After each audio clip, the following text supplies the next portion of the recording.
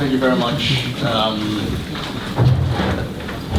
I think I'll just quickly, because I have 2-3 minutes just to set the scene, I'll quickly talk about what Africa did 6 years ago when we launched the Program for Infrastructure Development in Africa called PIDA. And these were 433 projects coming from all the regions, fed through the 54 African countries to the regional economic communities. So in 2012, the heads of state agreed that these 433 projects were the projects that would have transformed the continent. I mean, they span from energy to transport and ICTs and transboundary water. And I remember back in 2012, everyone expected that these projects would have been done through PPPs, and there will be a lot of private capital going into these projects. Fast forward to 2018, and that's not the case. The data shows that out of the 433 projects, only 26 projects have been either going through the construction phase or have been constructed, and about 32 projects are still in the early stage project preparation, and 16% of those projects are being prepared for tendering.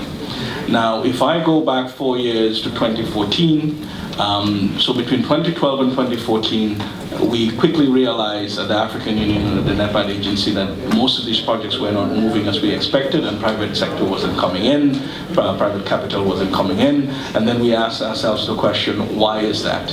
And we found out that there were 3 major challenges. The first being that these projects were poorly prepared, they were pretty much headlines. And secondly, that there was no quantum amount of money to project preparation. That all the 38 or so project preparation facilities that we have were just too small to tackle one particular project. And of course, the PIDA projects are transboundary, they're very big, require patient capital and long-term capital.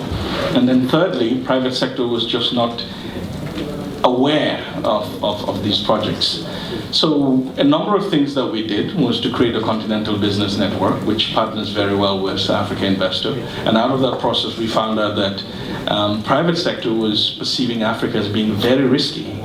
And then the de-risking study came out, and then we found out that in fact, we can also look at institutional investors. That's why we did the 5% agenda. And out of all of that, the question still remains, why is it that private capital is not flowing into Africa's infrastructure? If you look at the PIDA projects, why are we not moving as fast as expected?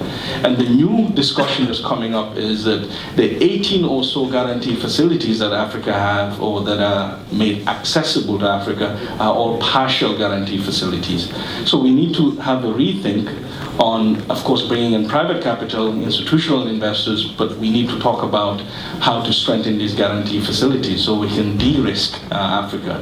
So there's a new discussion coming up on how best to address the issue of risk and how best to address the issue of providing the necessary guarantees around infrastructure projects in Africa. I'll leave it there for now. Thank you. Thanks, Symerre. I think what Symerre is trying to say to us is we need to make sure that we structure well, that we communicate well, and that we are sure what is available in the market to make a project a successful project. Thank you, Symerre. We'll come back to you a little bit later. Doing business in Africa. You can't afford to be without Africa Investor.